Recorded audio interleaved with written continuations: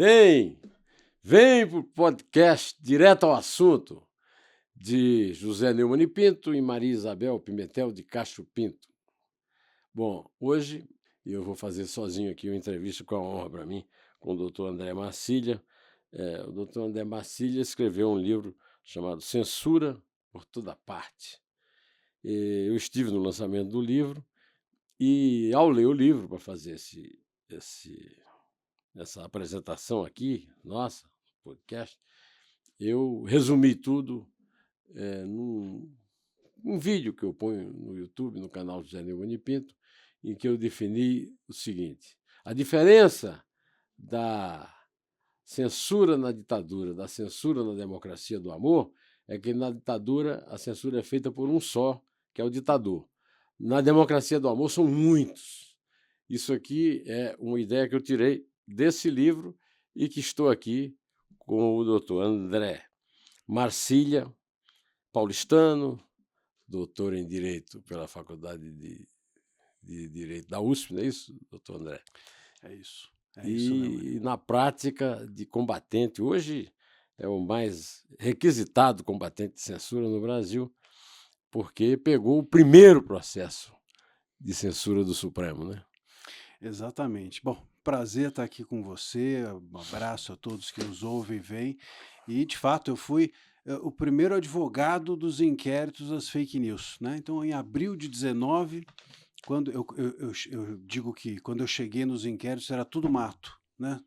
Havia só capinha ali. Hoje não, né? Hoje tem um resort, hoje tem varandas, casas vistosas, mas na época era tudo mato. E eu achei que a gente ia trabalhar dentro de uma legalidade mínima.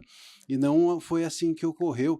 E essa surpresa toda que ocorreu nesse primeiro caso, que inaugurou o inquérito 4781 das fake news, que foi o caso da censura do STF à revista Cruzoé, em abril de 19, com a famosa capa O Amigo do Amigo de Meu Pai, que fazia referência ao hoje ministro Dias Toffoli, mas na época não era ministro, quando se deu essa menção a ele, numa delação da Odebrecht, e eu acreditei naquele momento que nós íamos, de fato, transitar dentro de uma legalidade, e os inquéritos hoje já têm mais de 5 anos, né, mais de 5 anos, e eles continuam com as mesmas irregularidades e outras mais somadas Inclusive as originais. Inclusive as originais. Inclusive, tem 5 anos de duração. 5 anos. Tem esse problema. As irregularidades, elas não são sequer substituídas. Ao contrário, elas se agregam. Olha aqui,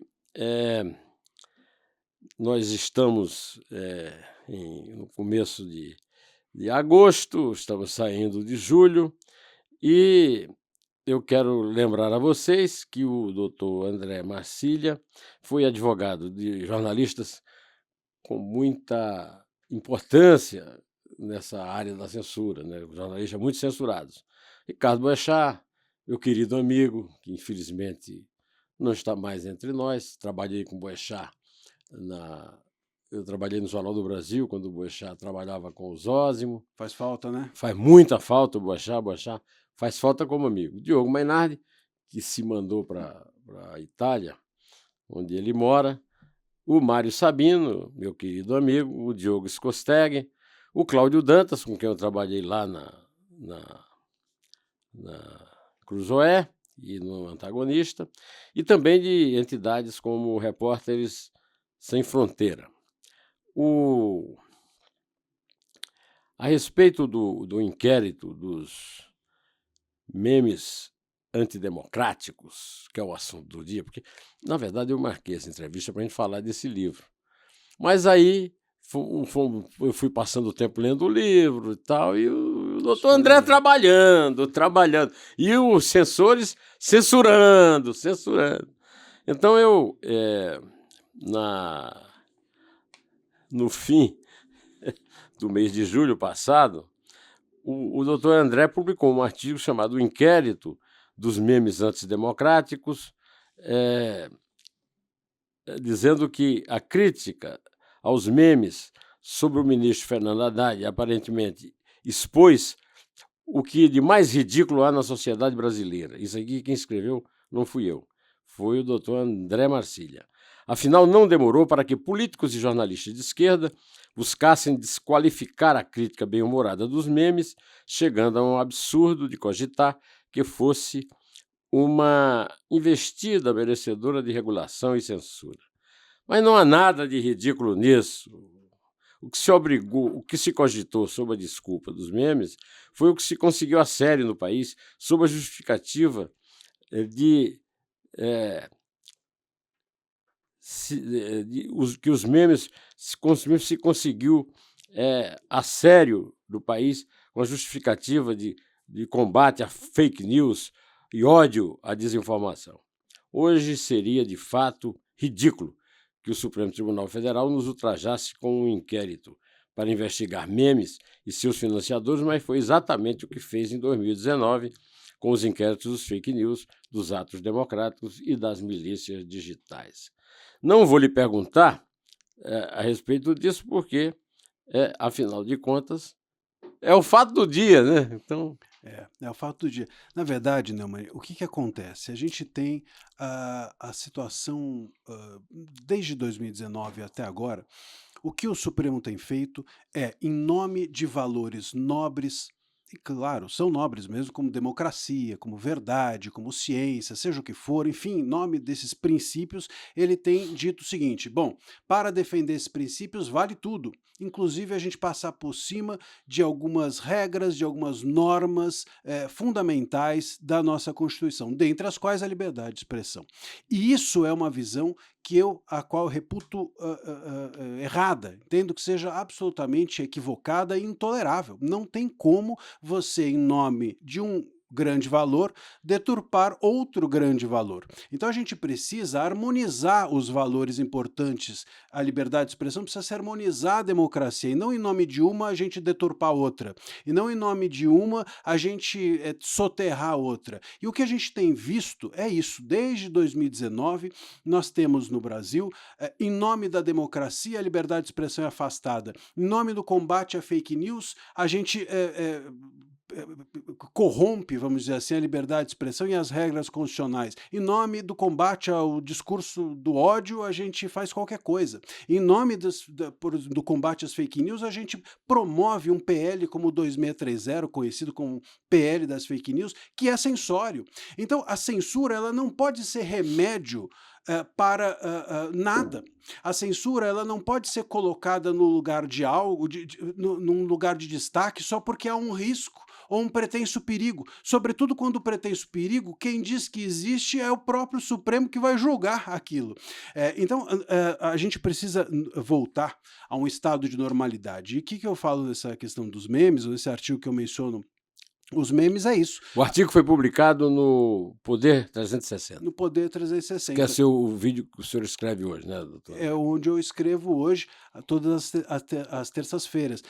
O inquérito, se a gente tivesse em 2019, talvez hoje a gente tivesse o inquérito dos memes antidemocráticos. É esse ridículo que eu tento mostrar, porque em 2019 o ridículo foi igual quando, em nome das fake news, fez-se o inquérito das fake news. Quando, em nome de um medo das redes sociais, fez-se o inquérito das milícias digitais. Quando, em nome do receio da antidemocracia, fez-se o inquérito dos atos antidemocráticos. Então, em nome do medo, nós estamos soterrando a liberdade de expressão. Isso é inadmissível no Estado democrático de direito. Recentemente, um dos citados aqui, o jornalista, meu amigo Mário Sabino, que foi sócio da revista Cruzoé e do Antagonista, junto com o Diogo Mainardi, que hoje está na Itália e mora em Veneza, o Mário Sabino me escreveu sobre o caso do WhatsApp. Oi, Neumann, é uma história que estou esquecendo, essa da censura da minha ida à PF. Ainda estou no inquérito, mas ninguém fala nisso. Bom que você fará um podcast. Estou fazendo, Mário, estou fazendo. Pois é, o Mário, ele está ainda nos inquéritos, a Cruzoé ainda está nos inquéritos, e pior, não se sabe por quê. Por que que estão lá ainda? Quer dizer, muita gente fala assim: "Ah não, os inquéritos das fake news, eles duraram muito tempo, de fato houve algumas irregularidades, mas também, no Brasil sempre tem uma desculpa, É, né. Então, também é necessário que às vezes se erre um pouco", mas se erre um pouco, como é que em 5 anos a revista que inaugurou os inquéritos ainda está lá e a gente acha que isso é um pouco só de erro? Como é possível que o publisher, aliás, o Mário, a gente sequer sabe se ele está lá como publisher, se ele foi ouvido ou está nos inquéritos como jornalista, como testemunha, ele não se sabe. Porque quando ele foi ouvido, 3 dias depois da censura à revista Cruzoé, a gente sequer soube por que que ele foi ouvido, em que condição ele estava ali sendo ouvido. Aliás, o delegado que o ouviu também não tinha tido acesso ao inquérito. Foi uma cena, Neumann, dantesca, que eu quer descrevo. dizer, foi um inquérito assim, como vai? O senhor vai bem? Vou bem, obrigado, tchau. Não, pior, pior que isso, o delegado, ele nos fazia perguntas, lendo ali no celular, sabe-se lá com quem que ele estava naquele celular, lendo as perguntas, ou sei lá que perguntas ele tinha feito, ou por qual razão, ou a mando de quem. Ou ele as escreveu a partir do A nada. partir do nada, a partir de um exercício de conjecturas mirabolantes, como a gente fala, ideias da minha cabeça, a gente não sabe. E não se sabe sequer, essa foi uma pergunta que a gente fez, inclusive no interrogatório, por que que o jornalista está sendo ouvido? Em que condição ele está sendo ouvido? Essa pergunta não foi respondida até hoje. Réu ou testemunha? Pois é, réu ou testemunha? É. Publisher ou O jornalista? jornalista. Até hoje, depois de 5 anos, ele não saiu, o jornalista não saiu, a revista não saiu, e nós não sabemos sob qual critério que ela foi censurada, por qual razão que aqueles jornalistas estavam ali e de que maneira que o Supremo pretende, por que que isso A ocorreu. única novidade é que, segundo se queixa o Mário aqui, o caso está, digamos, sob esquecimento também nos meios de comunicação, né? Pois é, sob esquecimento, mas sob esquecimento de quem, né? É. Porque quando a dor é sua, você não esquece. Então, sob esquecimento de quem? De alguma forma a gente percebe, Neumann, Hum. que as pessoas que estão nesse inquérito investigadas há tanto tempo, elas ficam lá, e esse ficar lá não é necessariamente um lugar confortável, você há de convir. Então, ficar lá é uma forma também de deixar essas pessoas reféns, porque elas não sabem por que estão lá. Então Elas você foram sequestradas. sequestradas, de alguma forma, ficam sempre ali sob a possibilidade de algum ato. Isso não é legítimo. Quer dizer, você está dentro de um inquérito, ou o inquérito perdurar eternamente contra você, ou você, de alguma maneira, ser investigado para sempre, isso faz de você uma pessoa com a sua liberdade sequestrada. Você fica em banho-maria para sempre, você fala: "Ah, mas nada aconteceu comigo". Sim, mas também o receio que eu tenho de que aconteça, isso não conta? Conta. É um exercício, é um ato, institucional e do Estado que cria nas pessoas a pior das censuras, que é a autocensura, que é o medo de que contra você seja feito algo. Isso é a pior das censuras. Que é o último estágio da censura. O caso do o último Estadão, por exemplo, na estágio. ditadura. O Do o Estadão e do Jornal da Tarde. Você sabe que uma vez o caso do Estadão sem dúvida é um caso de autocensura, mas eu acho que talvez o mais enigmático caso de autocensura que eu já vi foi, num documentário que eu não me lembro o nome, mas que assisti um jornalista, que era, enfim, pertenceu à União Soviética, e ele dizia isso: "Olha, o regime passou, mas a censura ficou em mim". Então hoje, enfim, ele não vivia mais, na União Soviética e nem na Rússia, ele estava fora, estava na Europa, e dizia: "Hoje eu vivo, sob liberdade, mas a autocensura que ficou dentro de mim, ela não me larga. Em tudo que eu faço eu tenho medo". Isso é algo absolutamente inadmissível de se criar, ou de se traumatizar ou de se causar uma pessoa. Ainda sem começar no livro, que é o nosso grande objetivo, queria registrar também que existe, por exemplo, esse caso dos memes, que foi tratado no seu artigo que eu acabei de ler, 2 parágrafos, foi defendido por uma bancada enorme de jornalistas num programa de muita audiência,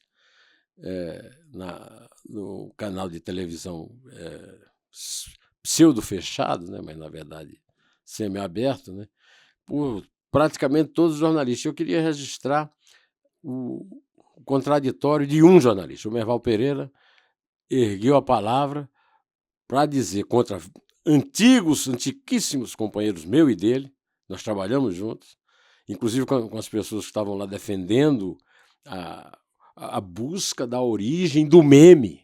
Quer dizer, o cúmulo do ridículo, né? E o Merval teve uma posição, para mim, surpreendente. O Merval é diretor de uma empresa, é presidente da Academia Brasileira de Letras, e teve uma posição, de uma postura muito digna como jornalista, de dizer: não, isso não existe, não há possibilidade de buscar a origem de meme, de censurar meme, porque esse é o pior tipo de censura. Você chegou a ver essa Vi, intervenção? vi sim, e é bem lembrado, bem registrado. Aliás, eu acho que ele, em alguns momentos ali, serve de contraponto, né, aos excessos, porque é lamentável isso, mas a gente tem visto, de fato, de uma forma geral, a mídia, de uma forma geral mesmo, Afrouxando. afrouxando e aceitando a censura.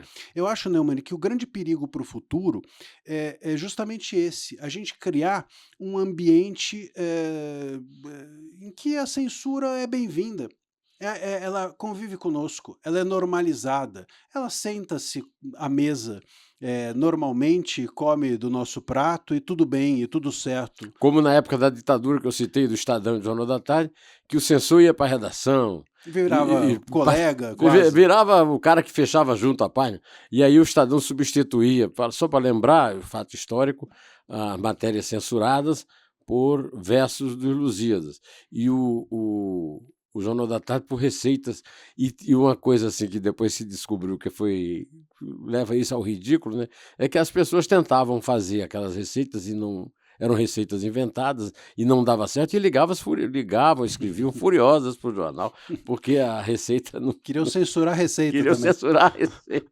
E isso mostra, como você bem disse no início, né, a gente tem, na época da ditadura, uma censura centralizada no executivo e facilmente identificada. Então todo mundo sabia que era o censor, eram as mesmas E pessoas. você ia responder sobre uma coisa que você ia responder. Você E sabia o o que. delegado sabia o inquérito que ele Exatamente, estava. todo mundo estava mais ou menos ali formalizado dentro da censura. Hoje a censura, ela é absolutamente estilhaçada, Neumann.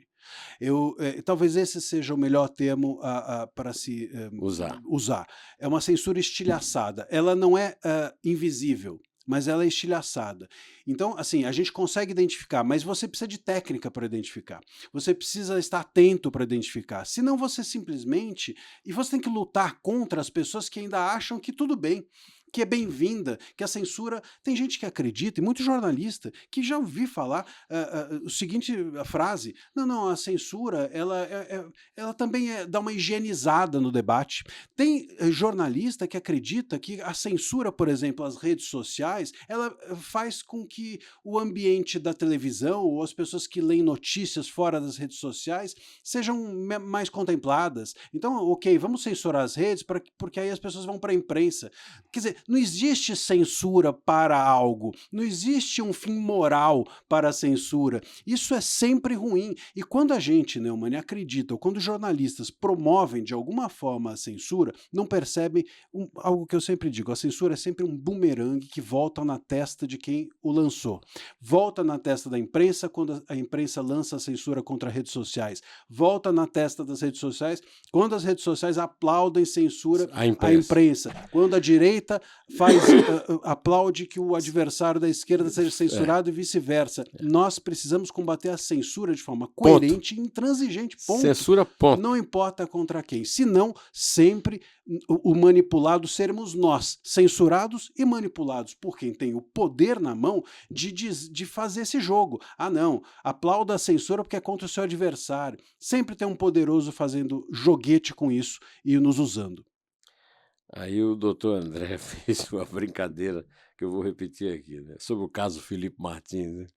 Mandem prender as provas. As provas no Poder 360. Como sabemos que não há como o Felipe ser solto, nem o STF reconhecer um grave erro, um conselho que dou à corte, com toda a minha imensa humildade: mandem prender as provas. Por que não mandam prender as provas? Não tem jeito. Se elas não podem soltar Felipe, a solução será encarcerar todas as provas favoráveis a ele, meterem-nos nos ferros, sem audiência de custódia, e fazer com que fiquem em silêncio daqui para frente. Ué. Dá para fazer um pouco de humor também, né, doutor A André? gente tem que usar um pouco de ironia, né? Enfim, se É. a gente não consegue aceitar as provas, então mandem prender as provas. Eu agora vou falar do livro. Ó, primeiro para reclamar do Aves Sara, que fiz uma letrinha pequena aqui que eu apanho aqui para ler, né?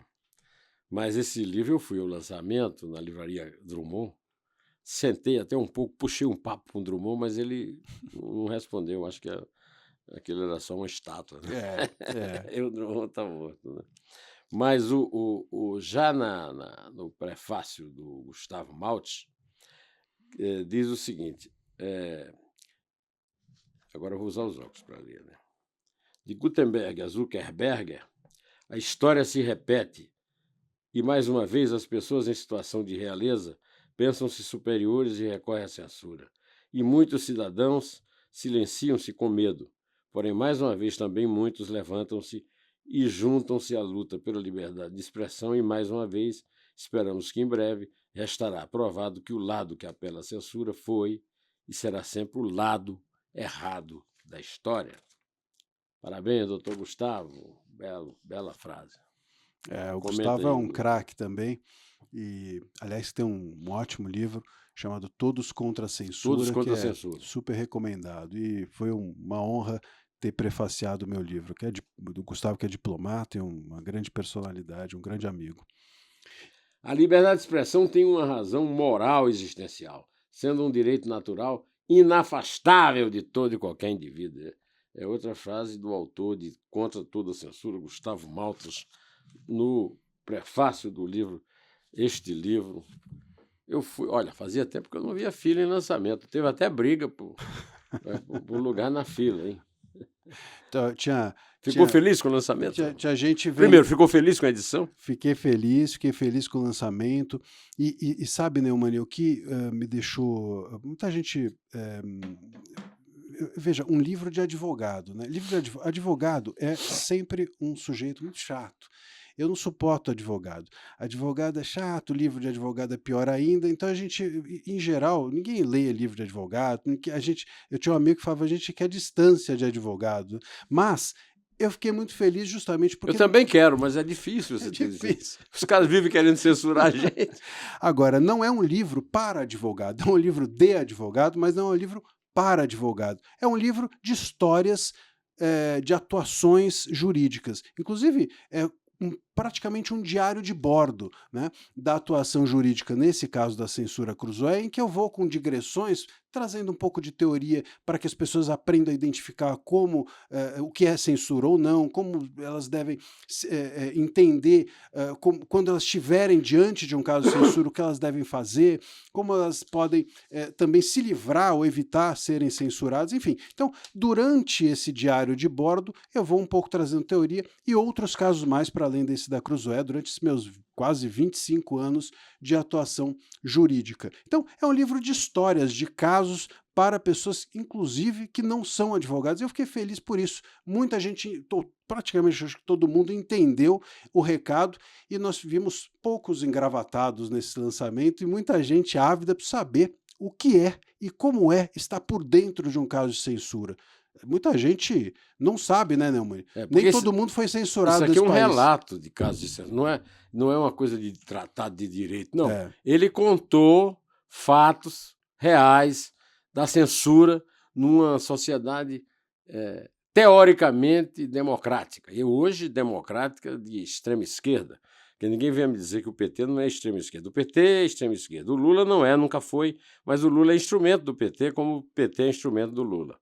Então, aqui nessa história que o doutor André vai contando, ele chegou àquela conclusão que eu já disse que eu estou usando de forma bastante abusiva, que é o seguinte: tem outra palavra, se nos regimes totalitários o poder está centralizado exclusivamente nas mãos da figura que personifica o poder executivo, sendo ela a promover a censura, nos regimes democráticos modernos, como o poder não está centralizado apenas no executivo, a censura acontece a partir de muito mais mãos. Por exemplo, o poder executivo está hoje, na minha opinião, centralizado em 4 mãos: as duas do Lula e as duas do Arthur Lira, né? As duas atuando o Lula pela esquerda e o Arthur Lira pela direita bolsonarista, que se mantém no poder por serviços prestados, né? Afinal de contas, o Lula está na eleição porque o Bolsonaro permitiu isso, tá certo? E isso me permitiu fazer aquela. Desculpe ter usado aqui o seu Imagina, pensamento como imagina, por uma. favor, roube-o como quiser. Então, É mas, para isso mesmo que a gente escreve. mas me fala um pouco disso, quer dizer, essa pulverização da censura, né, do censor, pelo menos, ela facilita ou dificulta o combate à censura? Dificulta, dificulta, sem dúvida alguma. Eu já participei, por exemplo, de debates em que jornalistas até mesmo diziam: ah, não, mas onde que você vê censura? Bom, eu vejo em toda parte, como diz exatamente o título do livro. Mas, como ela não está centralizada, as pessoas têm dificuldade de localizá-la, têm dificuldade de enxergar que um ato é de censura, porque ele não vê. Às vezes, Neumann, você encontra censura no executivo, mas não é do presidente da República.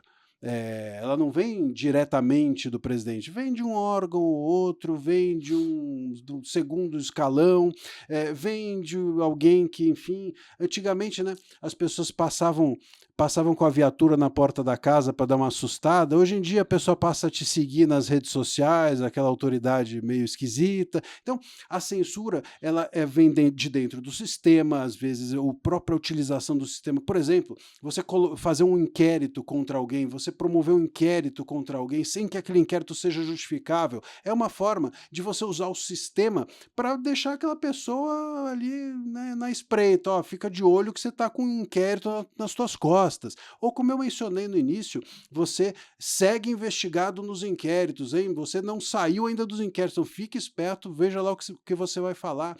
Nós temos a censura feita de diversas formas, pelo legislativo, com projetos de lei que tem trechos censórios, ou pelo judiciário, que é uma novidade da modernidade, o próprio judiciário promover a censura. Então, e a própria sociedade, com casos de cancelamento, com casos de denuncismo, com casos de boicote a livros e etc. Tudo isso hoje são elementos censórios dispersos, e como são dispersos, é difícil de localizar. E como é difícil de localizar, sempre vai ter alguém, é difícil de combater, e sempre vai ter alguém que fala: não, não, isso não é censura, e essa pessoa normaliza a censura e nos torna insensíveis à percepção da censura, que é, como a gente disse, o maior risco para o futuro. Se a gente passar a não ter sensibilidade de que uma intervenção estatal, do judiciário, do legislativo, na nossa vida, na nossa escrita, na nossa fala, na nossa liberdade de expressão, se a gente tiver medo de falar as coisas, Neumann,